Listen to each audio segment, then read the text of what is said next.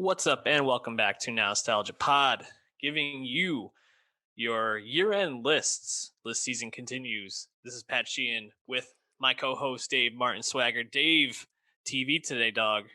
How you feeling about it? List season continues, sir. And television, watched a lot of it this year. It was one of the easiest things you could do in 2020, no question. Yeah, if one medium really thrived in quarantine and during the pandemic, it's got to be TV. I think the only real drawback is we didn't get some shows premiering that we were hoping for. Succession, a notable one, Hmm. but all the stuff that was already in the can or things that got to just be edited or worked on post production that came out. I think really added up to be a very strong year for television. When I was making my top 10 list, I started off by just kind of like writing down all the shows I really liked. And it was like a list of like 20 to 25 shows right off the bat. And I was like, Right. damn, this is going to be tough to whittle back down. And it was. So we'll be talking about all those shows. Hit that subscribe button on youtube.com/nostalgiapod or soundcloud.com/nostalgiapod, or follow us on Twitter at nostalgiapod before we jump into our lists. Dave, did you feel like this year in television was a strong year, a good year, okay? I feel like I always say it's a strong year. Like I never feel like I'm lacking in TV options and good TV options at that. But yeah, this year in particular, uh, it felt like I had more than 10 good shows that were Mhm. top 10 worthy, and that was pretty evident just a few months in. So yeah, no question. I think it was a really good year. Yeah, I think the one of the things that helps TV right now, as we kind of are post peak TV age, but TV quality is still really high, is how the medium continues to kind of evolve away from traditional long seasons to shorter seasons. Mini series played a huge role, and we'll be talking about at least one, maybe two on my list. Probably get to a couple on yours as well. And even shows that are more serial or have multiple seasons or are telling a story, um, they aren't going on forever. There seems to be like structure to them, beginning, middle, and end. The stories are being told completely in a couple of seasons, which I think helps the quality of what's being made really shine. So it's interesting to kind of look back at when we considered peak TV and things felt like they were going on multiple seasons at very high quality, and now it's like we get a one-off season and it's just really good, and we can kind of move on to the next thing. Yeah, I'm no problem with that. No, none at all. Any trends you noticed this year, or anything that stood out to you from the shows you liked? Yeah, I don't know if there was any stark trends the way there are in music and movies, because TV got to largely exist um, unchanged, at least for the consumer perspective, the viewer perspective. And we got more streaming services, right? Like Peacock launched, um, Mhm.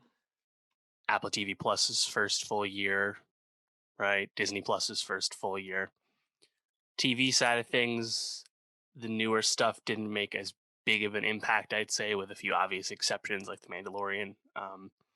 So that's obviously something to watch. We know um, CBS All Access being rebranded as Paramount Plus, and that's going to kind of be blown up by Viacom. So, the streaming wars stuff. I don't know if we had like any like unexpected developments beyond like the previously covered HBO Max news regarding the Warner Brothers movies and of course the death of Quibi. But yeah, I mean, TV seemed to just kind of keep plowing on through, and I guess the lines between TV and movies certainly blurred this year as the majority of movie watching experience was done in the home, on demand, on streaming, however it was done. um, and leading into that, you have the conversation about small acts and whether it's a anthology TV series, anthology film series. You go on a place like Amazon where the show lives, and it's listed as both movies and TV at the same time. And it's like, what does this mean? Does this even matter? to me, I'm like kind of a formalist with how I compartmentalize that stuff in my brain. So it definitely uh, makes me go through mental gymnastics. But I think to most people, they don't really care what something is. They just hope it's good and Yep. worthy of their time, you know? Yeah, small acts has been one of the more fun debates, and even we talked about it on one of our past reviews of one of the episodes or films. Even Amazon doesn't even know as they're distributing it. They say, this is season one, but this is a film. So season one of films, it's really Mm. blurring the lines, and um, we're going to be probably talking about Tenet in some way on the year end movie pod, but you're starting to get these big distributors putting these feature films right onto your television screens, and how we consume these stories, how these stories are being made is evolving. And I think that that's exciting in some ways and sad in others. And we'll be getting into I think the sad part of that discussion a little bit more, um, moving, on our year end movie pod. But for now, I think as we talk about television, it's just exciting because not only does that translate to the way stories are told, but the production level just feels really high on a lot of the shows on this list. I think a show that's caught a lot of attention, I'm sure we'll be mentioning in some way, is a show like Queen's Gambit. And you look at just the high level of production on that in terms of uh, planning out how things are going to look, the aesthetic, the costume design, the set design, the music. Um, it just was all really, really high quality, well done. And the more we can get that sort of stuff, the more we're going to uh, be moving away from the theaters and into our televisions if people haven't already been doing that. So just Right. really exciting time in television continues to be really good. Any other thoughts before we jump into our list in terms of television for you? Uh, no, let's get to it.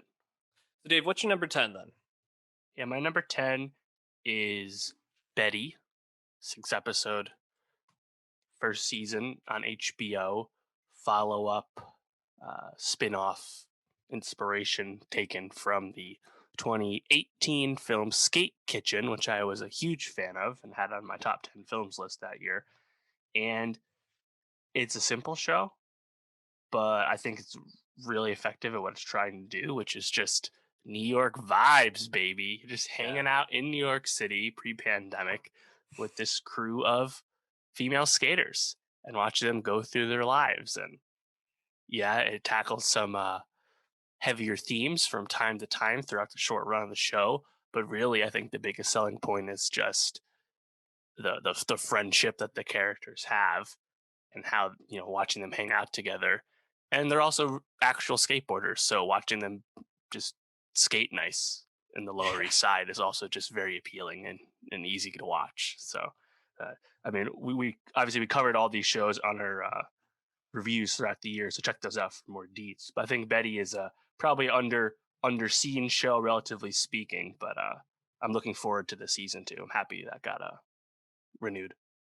Yeah, I'm glad it got renewed too. And as you mentioned, it's a love letter to New York City in a lot of ways. It's a love letter to skateboard like mixtape videos, in a sense. Yes. And it really, I think, as I look back on the year, it brings up a lot of feelings of like sadness in a way because it really just captures that feeling of like having a New York adventure where you're just like jumping place to place, going to these like cool parties or unique venues, running into interesting people, having a day where you're just like out doing drugs, and it's something we didn't get as much of this year or at all for some people. So it's definitely a show worth tuning into. Is on my honorable mention list. Great choice for your number 10.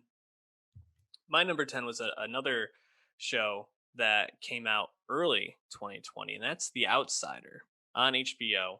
Um, based off Stephen King story.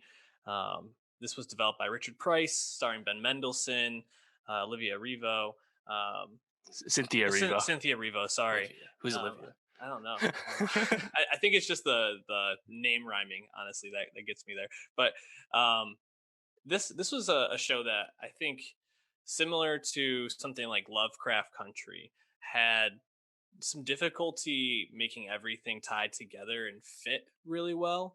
But the way that this was a procedural whodunit type show, tying in the supernatural, and especially, um, making observations about grief and loss and healing afterwards. It just really captured me, and though I think the ending might have some problems, and it definitely you know, I think tailed out by the in the last episode or two. The beginning of the season was incredibly captivating. I couldn't wait to watch it every week, and I think this is one of the best performances we have seen from Ben Mendelsohn, who, well, I'm sure we'll be mentioning on our year-end movie list in some way with another great performance from this year. Mm. He's on a bit of a heater in 2020, which is pretty cool. Um, so definitely a show I'd recommend people checking out if you like cop dramas, if you like procedurals, if you like whodunits, or if you want to watch something that's probably the I don't know, the most like thoughtful show on grief this year. So my number Yeah, 10. I agree. I think The Outsider, we forget that was pre-pandemic. That started in January, like literally like a few weeks after New Year's. And even if like the conventional ending of the supernatural side of the show maybe didn't wow people as much as they expected, it was still like really well done the whole time and well acted and everything. So yeah, it's just missed my list in like the top like 16 for me. Yeah, it was a great show. Dave, what was your number 9? My number 9, I don't think you have this one. I was a little higher than you. Is The New Pope. No, not on my list. Also aired like The Outsider right around the turn of New Year's, and the follow up series to The Young Pope from 2016, was it, or 17? I forget. Few years now. 2017, I believe. Yeah, 17.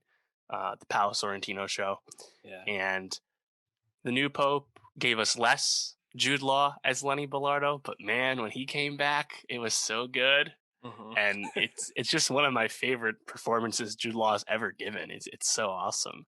But it's a show that has so much style and personality, all the way down to the opening credits that would change. This season it was the nuns raving, Yeah. with like neon lights and stuff. I mean, yeah, I think the stuff with Branix with John Malkovich's character was a little more up and down because he was a very uh, mellow, melancholy guy as a character.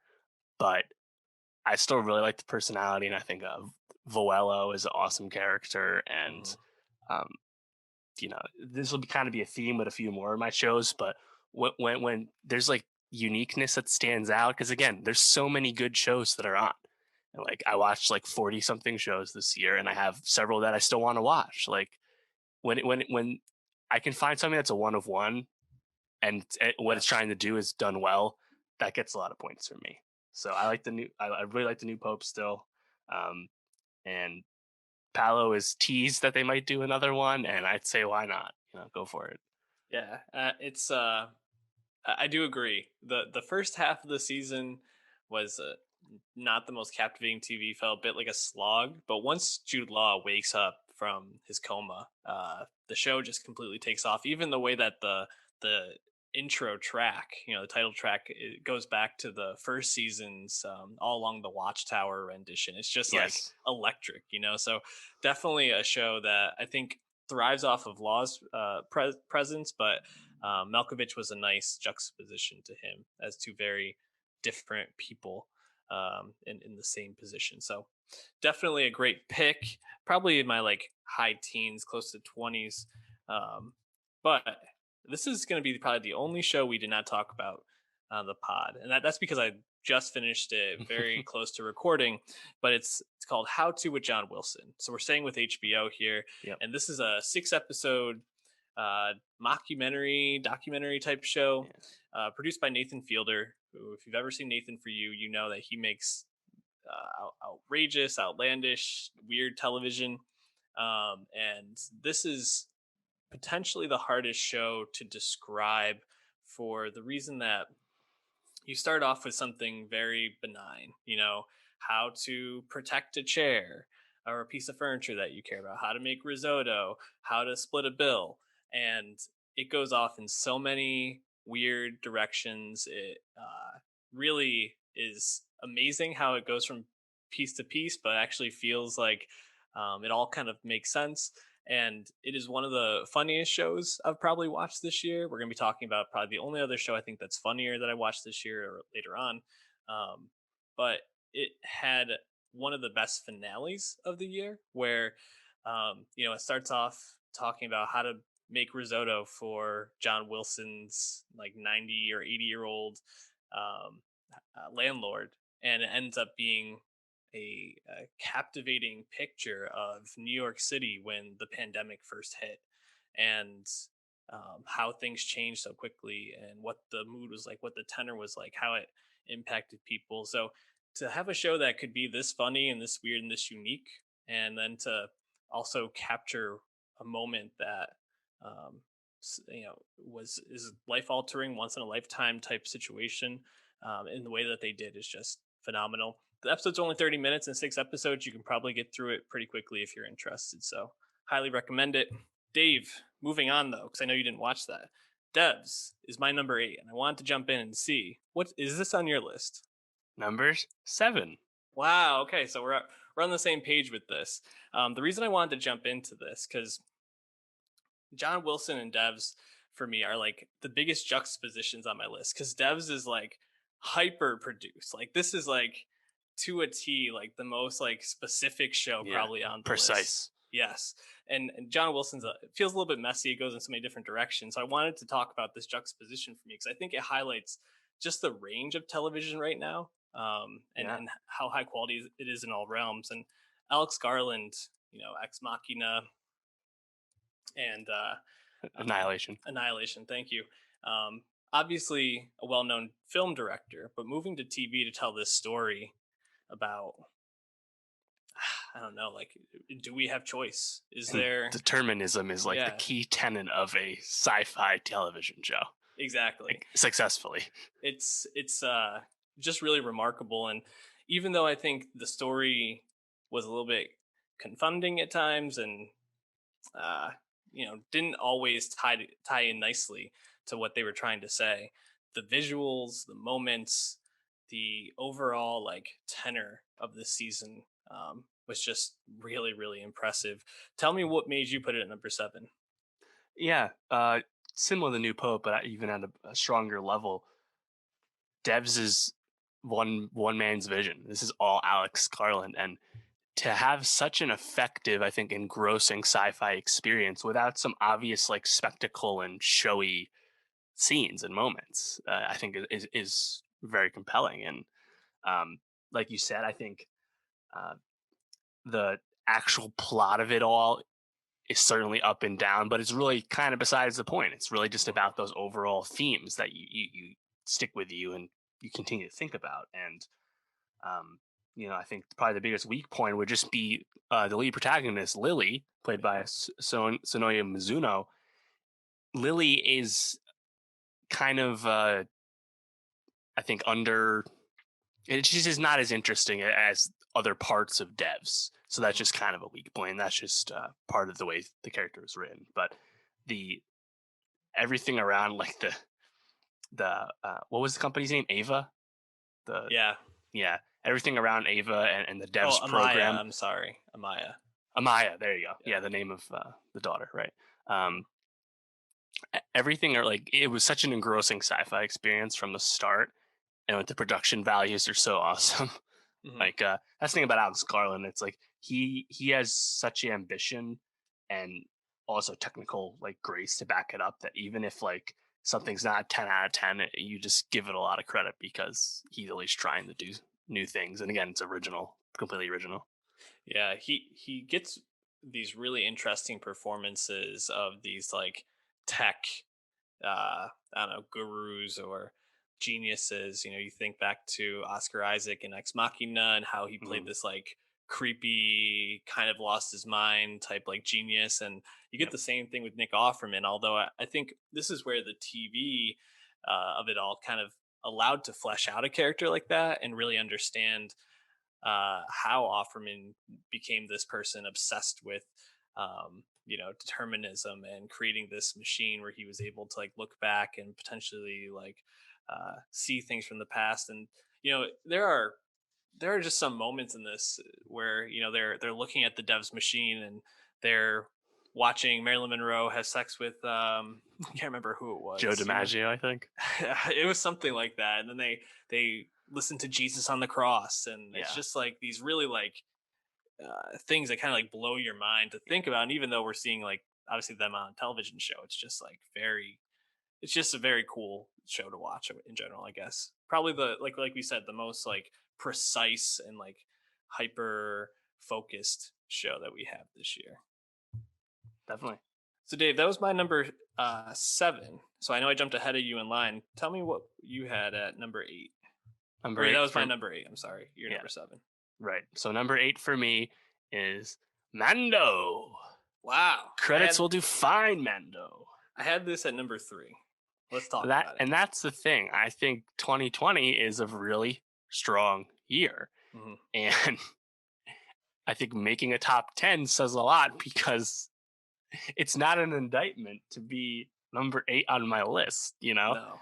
But I think the reason I had Mando at say 8 versus a little lower down is I think I just naturally peg it for being IP, Mm. and also, um, yeah, I think that's probably really it. But like Mandalorian season 2 is just operating at such a high level while also kind of being all things to all people. And we'll talk more about this on our season 2 review coming uh, very soon. But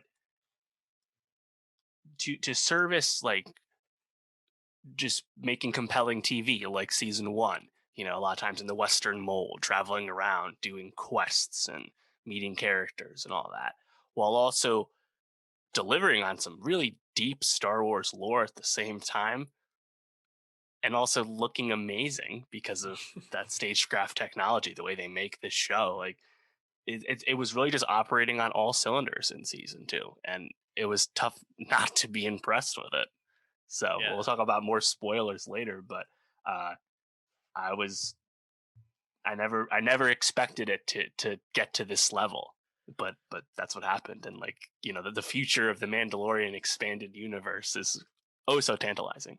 Yeah, absolutely. The reason I had it this high is I think when we talked about the premiere, we talked about it, can this show surprise us? Is there, with all of the fanfare and being under this microscope, is there anything that can come up that's going to surprise us? And I think what I was just most surprised at is how it's this show about, in the Western mold, this like journey to find Grogu's home planet or find where he's supposed to go in life. But it really becomes a story about a person observing their values, really interrogating why they live life the way they do and changing that to make a sacrifice for things that they care about. And, you can take it for the, every week being this, Western type, mission drama where Mando gets sidetracked trying to figure out a way to get to the next step in his journey and has to help people out, and that's just fun. Or you can kind of dig a little deeper and explore, how Din, as the Mandalorian, is Hmm. having to change his beliefs, challenge the things he knows, take his helmet off, do things that he wouldn't normally do, for the sake of others. And then you tie in some, I think, a really satisfying ending with some cool characters being added in. You, of course, get Baby Yoda being super cute, and it just all adds up to being this world you just want to go back to over and over, which is just such an accomplishment. It might be my favorite Star Wars IP since the original trilogy, to be completely honest. So, Wow. I mean, Rogue One is probably the only thing that's really up there, and then of course, The Last Jedi is in the discussion for me, but um, I'm just really impressed by the show. It became so much more than I thought it was going to be, which is No also question. gets the bump for me. So we've done my 10 through 8, and we did your 10 through 7 now, Dave. So we're going to jump to my 7, which is What We Do in the Shadows, Oh, um, nice. the other comedy on my My number list. 11. And What We Do in the Shadows, you know, when we talked about the first season, um, we were I think we liked it, but we were like, yeah, it's funny, but it's maybe not the funniest thing on television. And I think pretty quickly this year, this became the funniest thing I watched. I mean, there's just so many moments and episodes as I was thinking back to it. Whether it's Colin, the energy Colin vampire, Robinson. Yeah. yeah, who gets a Promoted. promotion, and Yeah. then it's Oh, just like so good.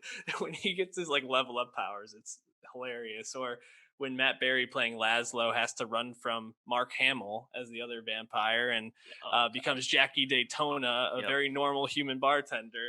It's just like no other show Big was provide. volleyball fan. Yeah, women's high school volleyball, nonetheless. Just just really some hilarious moments that have stuck with me, and I don't think there's any other show that really or a comedy show that has made me laugh this much in the last couple of years. So What We Do in the Shadows, very easily in my top 10. You had it at number 11, just missing, so I think it's pretty safe to say you should check this out. Um, Dave, number 6 for you.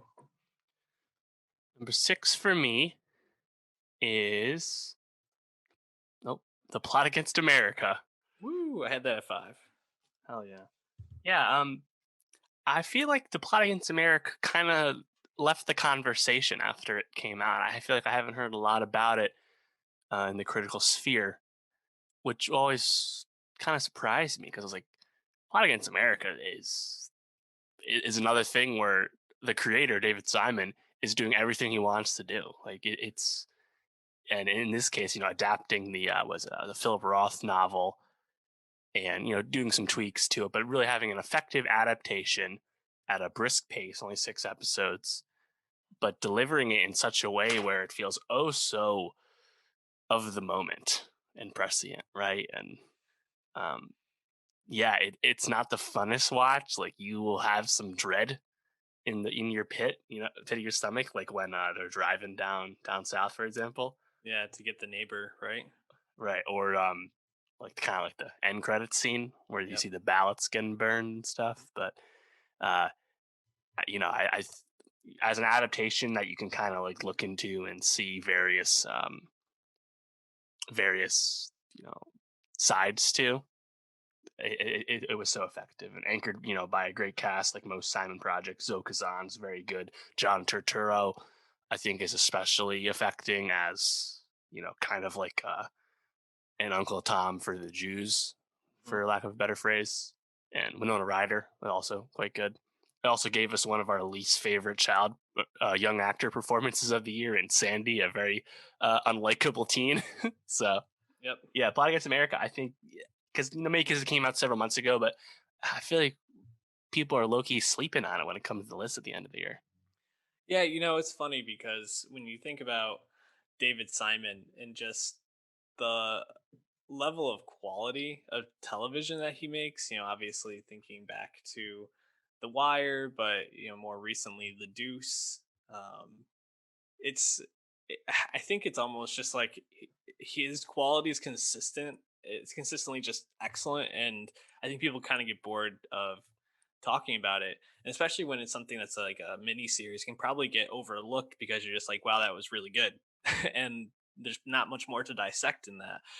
But I think you're right, and the reason that I had it up so high was exactly for that prescient reason that you mentioned. This felt like a show that was um, making taking this very interesting story and fictional historical drama and relating it back to a time in our country when this is not exactly the same, but there's a lot of similar beats going on, a lot of things that just kind of leave you with this sense of dread and like, oh fuck, like how do we change this, how do we get people to understand each other's sides, how do we fight corruption and hate. It's just so expertly done.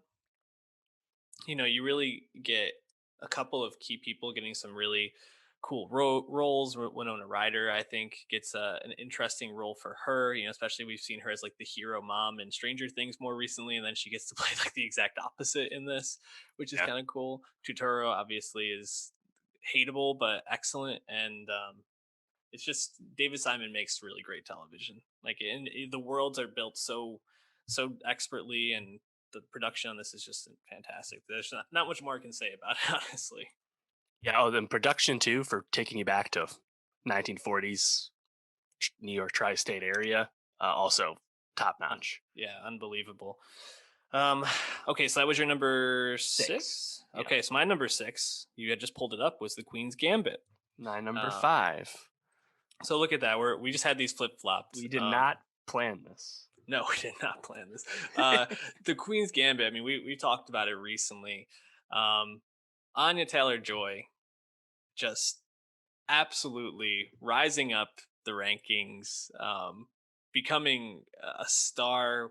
And she already was on that trajectory, but I think this really solidifies it because playing Beth Harmon, this orphaned, very withdrawn addict who is a genius chess savant, and who's incredibly withdrawn and obviously tortured, and should be very unlikable and not a character you want to hang out with. You just are totally captivated by her the entire series. You feel for her, you want to see her succeed.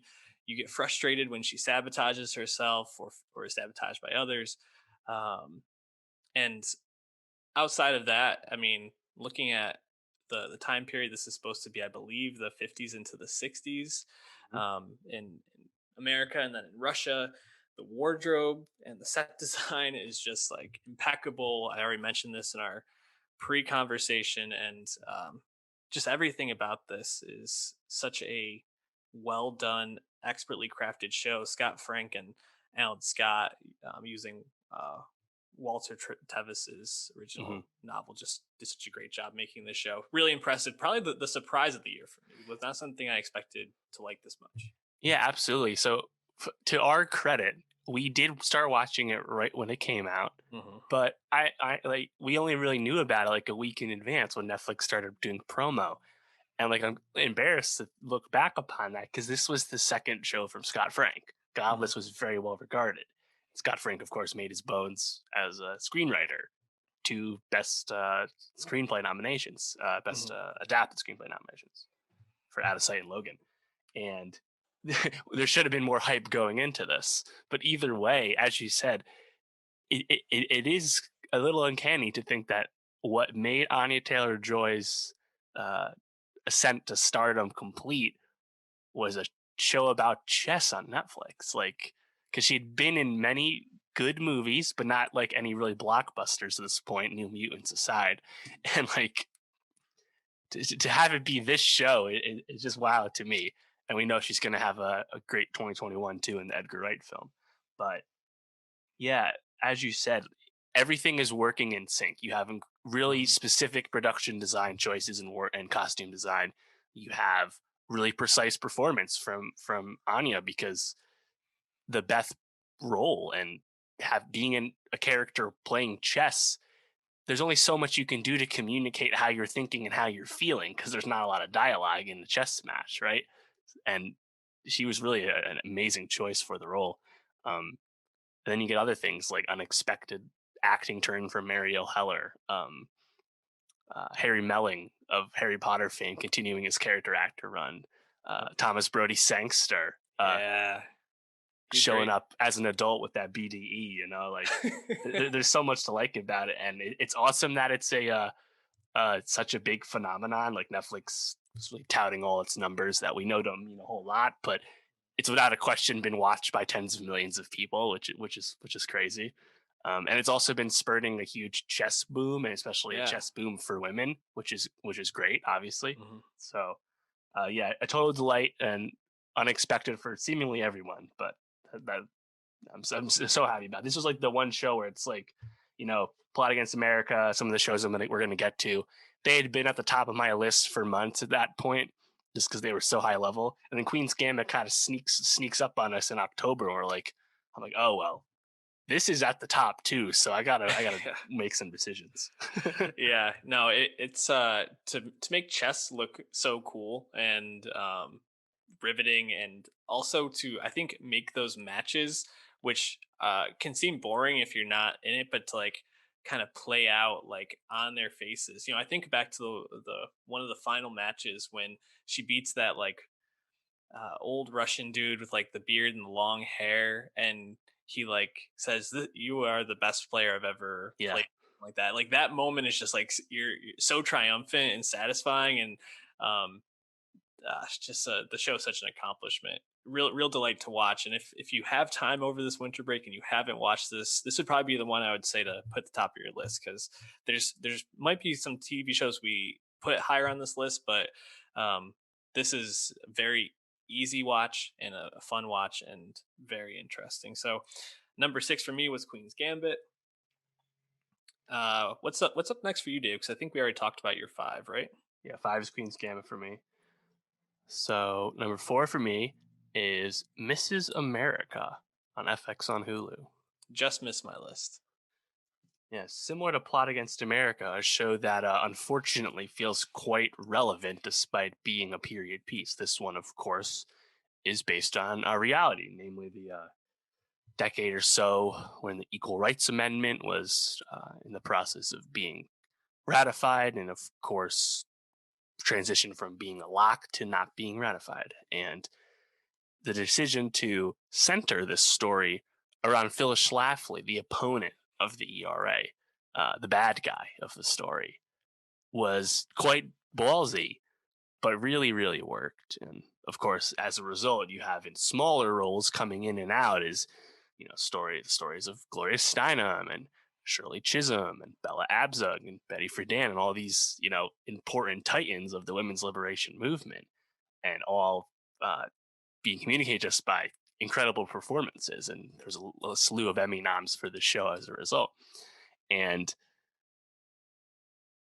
I found it incredibly informative, but also really engaging. Again, despite the fact that you kind of see where the winds are going as you watch the show, and it's not going to end well. And seeing like how the even in defeat, Barry Goldwater shaped how the conservative movement got to where we are today. Mhm. And Phyllis Schlafly's starting out as a fringe sect of things and then becoming the mainstream again. It's all very, unfortunately, very familiar. But the show, another show, it's just operating at a really high level, has great production design for a period setting, and it's especially littered with tons of great performances. Yeah. Is there any performance outside of Blanchett that really stood out to you from this show? Yeah, I think it would be Bella Abzug's. Yeah. Who Margot Martindale as Bella Abzug was Yep. my favorite one. Yeah, Margot Martindale was just fantastic in that role. And, especially when we've watched the Three Glorias and we've seen a lot of these characters portrayed in other ways to a less, I would say, less expert extent. For sure. It just highlights the high quality of this show. So Right. a great choice. Well, and the Gloria was a traditional biopic movie about Gloria Steinem, and Mhm. it's an okay movie in that regard. But Mrs. America not taking the biopic road and going Mhm. a different path clearly showed why this was a story that was probably more at home on TV, but also by being non-traditional and kind of branching out, served its mission stronger, better.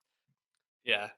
Um, Dave, I just want to say as we move on to mine, we've already talked about my number 3, which is The Mandalorian. So I have a Yeah. feeling we have the same 3 left to talk about. And my number 4 is Normal People. I wasn't sure if this would make your list. Man, My I number mean, 3. This has been how very, could it not? unfortunately, very predictable today. When you have a girl this ugly to talk about, I mean, you have to put her number 3. We clowned a lot on Normal People, or at least I did, talking about how this is the ugliest girl ever in this show, and meanwhile she's maybe one of the most like attractive girls that anyone could ever probably meet in their life. But Daisy Edgar Jones and Paul Mescal, the way that they just totally transported into these roles and brought to life this relationship that weaves in and out of each other's lives, and um, at points is some of like the best hangs of the year, just to like, I don't know, like lay in bed or like watch these people having a good time and like really connecting on a deep level. But at other points was like the biggest gut punch and like gut wrenching moments to see them like fall apart or fall into unhealthy patterns. You really just you really just are totally bought into these two characters. I think that just speaks to the level of these performances. And you know, when I look back at the year and think about the shows I thought about the most, this is definitely up there for me because I just was rooting for them to get together so much, and I feel like I had so many conversations with people about why didn't they end up together, or why couldn't they have just communicated, or Yeah, it just is so frustrating, but such a testament to how it actually like got you as a show, like roped right. you in. Yeah, I mean, normal people, which of course adapted off the Sally Rooney book, but normal people, the show just commanded investment in its two characters, its two leads, and even if the actual journey they go on is certainly frustrating, especially by its conclusion, uh, you're so invested that that's why it's hitting the way it does, you know. And when you anchor that with two star-making performances from Paul Mescal and Daisy Edgar Jones, um, yeah, definitely something I thought about a lot. Uh, kind of a surprise for me. You know, I just kind of checked it out once I saw people like, oh, you should watch it. It's out. And it's like, you know, I didn't read the book or anything, but a lot of people did. And they anticipated this. And I think for the most part, it's been very well received by fans of the book as well. And yeah, I mean, it takes a lot to, I think, command this kind of investment in just two characters' relationship. And it also, I think, got a lot of justly earned praise for the way it treated sex scenes, which were certainly still like hot, but also done very tastefully. And you know, the presence of intimacy coordinators became much more out in the open this year, partially due to normal people. So Mhm. yeah, definitely a show. Uh, man, I wish we had more time to Mhm. be with Connell and Marianne, but at the same time, it's good that there's no sequel to this, you know, and we'll get the other Sally Rooney book soon. But Yeah. yeah, really loved it. Yeah, you know, when I think about this show, I think this the back to a scene where they're at like a nightclub together, and like they're not like together at it, but they're kind of just like there like doing stuff. And um there's like a point when like Connell is just like watching uh you know Marianne just dance and like have Hmm. fun, and then Marianne like catches his eye, and they like kind of like are having this like back and forth, and like to capture that like tension, but like in such like a realistic feeling way. These characters just felt so lived in, and you know, kind of like normal people, I guess, if you want to like bring it back to the title. But um it just is like probably the best relationship, like well done relationship on TV, and maybe two of the most like well thought out and shown characters on television this year. So normal people is my number four. Dave, did we talk about your any of the ones in your top three yet? Yeah, Normal People's my Normal number people three. is I your just have three. my top Okay. two left. And my number three was The Mandalorian. So I'm going to guess that it's Better Call Saul and I May Destroy You left, right? Correct. What do you have at number two? Number two for me is Better Call Saul, season Same. 5. Yep. That's correct, sir. Yep. And it was number one for most of the year when it came out in April onward until I mean, Australia came out at the end of the summer. And Saul, with season 5, really unified its Breaking Bad and Better Call Saul spheres. You know, the prequel show has really in earnest come to meet the original show that it's quickly pacing to, you know, connect with. And in doing so, yeah, you get that continued evolution of Jimmy McGill into Saul Goodman. But most importantly, the best aspect of Better Call Saul, and probably the best reason why you can make the case of Saul's superiority to Breaking Bad, would be the continued evolution of Kim Wexler, played uh, with sheer excellence by Rhea Seehorn, which still, for some reason, has not earned her a Emmy nomination. Really do Yeah, not no. understand that. But yeah, you know, Vince Gilligan we know what he's good at, but like it we talked about precision with Alex Garland. That's like technical precision. That's vibe precision, playing with genre. Vince Gilligan, that precision is writing, and you really can't do better than him. And Yeah. No. there were so many moments in season 5, like when Lalo shows up at the apartment, stuff with Mike. So many moments where you kind of have a sense of what will probably happen, what the end result will be, but it never happens the way you actually expect. And there's just a certain tension that's just underneath the surface with Better Call Saul, and because we know where a lot of this is going due to Breaking Bad, right? Um, and you introduce a new villain with Tony Dalton, or give Yeah. him starring screen time this time anyway. Lalo, and Lalo was just, I think, iconic in a sense. Mm. And yeah, I mean, like, along the way you get familiar stuff like hanging out with Mike and Gus a little bit more. Nothing really new there, but yeah, I think this is the best season of Better Call Saul to this point, and Definitely. it's a writer's show, but the acting is also top notch with Yeah. the two leads. So you can't really say enough good things about the show without just kind of spinning your wheels. We've said it a lot at this point, but it's well earned. As I've been thinking about what's really setting Saul apart from Breaking Bad for me, and don't get me wrong, Breaking Bad's still like a top 10 show of all time for me, and Saul is probably right around it. Um, it's the juxtaposition of Rhea Seahorn's character as Kim Wexler versus the wife in Breaking Bad, and I'm blanking on her name at the moment. But in Skyler. Skylar, right? In Breaking Bad, Skylar, I think, has like a brief period where she becomes aware of what Walter's doing and kind of is like feeding into it and like with it, Mm-hmm. and then quickly like pushes back against that. And that, for a lot of people, that became one of the things they liked least about the show, was that this person wasn't, kind of just behind what Walter was doing, even though it was totally maniacal and absolutely narcissistic and sociopathic. It In a lot of ways, Skylar was doing the most responsible thing in the entire show. Um, and to see Rhea Seahorn, who for so long has held this standard of like dignity and moral and like not going to fall into Jim, like slip in Jimmy's trap or whatever it is. Mm-hmm. And then this season you start to see the cracks, like that scene where she lays out how they're gonna get Howard, and then Saul's kind of like, are you serious? Like, you're really like thinking that? And then she gives him the finger guns and like walks Yeah. into the Oh bathroom, and like man. it's a small moment, but something like that just like it's like a total gut punch, because you start to see how Saul is so toxic and is just totally destroying everybody around him in a way. And it, there are maybe some more flashy moments. You mentioned the Lalo confronting them at the end of the season scene. There's Mm. the whole like shootout in the desert and Oh then yeah. trip back with Mike and Saul.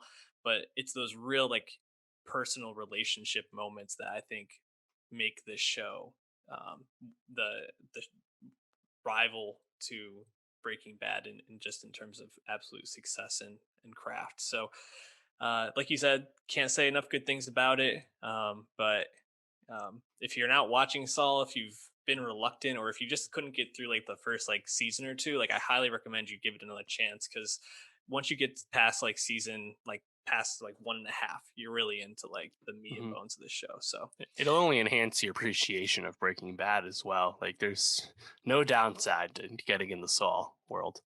definitely. Okay, so our number ones then are I May Destroy You from Michaela Cole, another HBO show on our list, Mm-hmm. And and BBC, BBC, right? Um, both. I watched that on HBO, I guess I'll say. Mm-hmm. And Co-pro.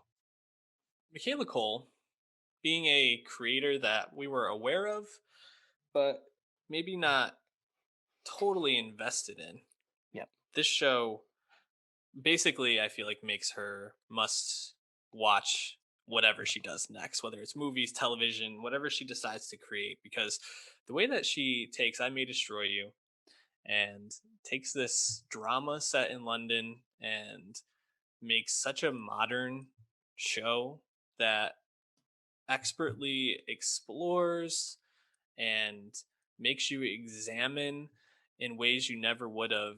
Topics of consent and sexual assault and use of social media, and I don't know, a ton of other topics. I feel Yeah. like, and to make it not feel heavy or weighty, but something you want to come back to and want to sit with again and want to explore. It felt like the needle she was trying to thread was incredibly small, and she just nailed it. And the aesthetics of the show, the colors, the shots, the Mhm. way she uses like pop-up screens of like text messages or Sure. flashbacks, things like that. It's just all, it all works. And definitely the show I was most impressed by this year, and probably the one that made me think about things that I had thought for sure in different ways. And I think if a show is doing that for you, then that is that's a success. So Yeah, what made it number one absolutely. for you? Yeah, I mean, as soon as we saw, especially once it had concluded, it was, I think, just obvious that it was the best show of Mm-hmm. the year because it has a lot of the DNA of previous best shows of the year. It has a lot of Fleabag and Atlanta in it, Hmm. and in the sense that it's tackling perhaps familiar themes in a really unconventional fashion that makes it impossible for you to lose your attention, right? And as you said, it's dealing with some challenging, heavy themes that in general are not really tackled on TV in the mainstream way all that often. Uh, but in doing it in such a way where it's compelling while still heartfelt and real, and nothing is fetishized or like exploitative, and the Arabella character is just so well rounded, and like you go up and down with your temperature around Arabella as the season progresses, right? And I think that's kind of testament to Cole, bringing a lot of autobiographical pieces to this story that she conceived, and um, along the way, it's also a great London show. Just Yeah. London hangs, and you get that UK slang and stuff, right? And really good supporting characters as well that make for, I think, strong, B plots episode to episode, while also fitting into the themes that we are following along, primarily Hmm. through Arabella. So um, we still have really no word on what Michaela Cole's next move is. I quite certain I May Destroy You is a closed book. There's really no upside, I think, to revisiting it. It was so good as a season one, but also notably, I think 12 episodes. That is the longest season of anything on my list, and yet it actually justified being more than 6, 8, 10 episodes. Yeah. Um, Another thing where like you think of television auteurs, and we talked about Garland, who's new to TV itself, right? Technical though, Hmm. or huge veterans like David Simon. But Cole, is just such a exciting, impressive new voice that season pass is obviously punched at this point. Are there any episodes from this show that stood out, like stand out to you when you think about it? Come to mind first. Yeah, well, I think like halfway through when we get the stuff about social media and like doxing and all that, like Hmm. it kind of comes out of nowhere. Like that had not really been an aspect of the story, Yep. and then it adds another like really layered, nuanced commentary and critique of another aspect of culture in addition to romance and sex and all that. Like I Hmm. was like, oh wow, like it just added a whole nother layer to the show, just kind of on a whim in the middle of the season. So Yeah. that's probably the one that stuck with me the most. But like, there, I think as the show progresses too, you get like more like fantastical elements, right? Where Arabella's like seeing like the like devil version of herself like upside down and stuff like that. Hmm. It's like so many great moments. Yeah. I've been sitting and thinking a lot recently about the finale of the show, right, and how it kind of has her like exploring three ways that she might go about confronting this person who raped her and drugged her, um, and the choice where it ends up, where it's just her with her roommate, who is like just kind of in the background of the show a lot of the time, very nice, very quiet person, and then to kind of like focus in on how he's actually like really depressed and alone and um, needs somebody. and to kind of bring it back there because the character of Arabella is incredibly flamboyant. I mean, just boisterous and loud and does impulsive things. And to juxtapose that at the end of the season against this person who's suffering silently, whereas Arabella is suffering pretty loudly, I thought was just such an expert way to kind of tie the show together at the end, and has really just like left me thinking about how many other small things like that I would get on a rewatch. And I want to go back to it. We have a bit of a dry period right now, so I want to catch up on some things. But if I can tune into a couple of these episodes, I'm definitely going to. And to go back to a show when we're constantly watching new stuff, just I think speaks to its level of quality. So yeah, I may destroy you easily my number one, but I do have to say I feel like the top two is really like a tier all of its own for me in a Yes. sense, just in terms of quality. But what were some honorable mentions for you, Dave, that maybe didn't make our list? Yeah, so you mentioned two of them and What We Do in the Shadows and The Outsider. I'd also like to acknowledge Perry Mason, which really surprised me. Hmm. Insecure, which I thought really kind of put it all together as far as that show is concerned. High Fidelity, which unfortunately was canceled after one season, but Makes no sense. really delightful, remix of a well-known movie, like kind of like the who asked for this? Oh well, it's actually kind of good, and Zoe Kravitz is just great as a lead. Who knew? Yep. And then in industry as well, which just missed my list at number 12. Um, More than anything else, has gratuitous sex and drugs, but and some nice London features. But to me, that relationship between Harper and Eric, those two characters, was quite unique on Yeah. TV this year. We didn't get to talk, or we both didn't get to talk about the end of industry, but I agree. I think that ending really ties the season together really well, and sets it up for more. And it did get renewed for a second season, so looking forward to getting more industry.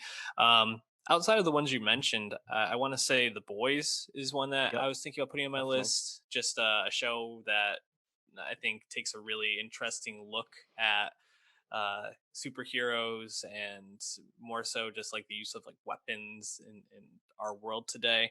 And it was a show I wanted to watch every week, and I never fell behind on. So I think that says a lot.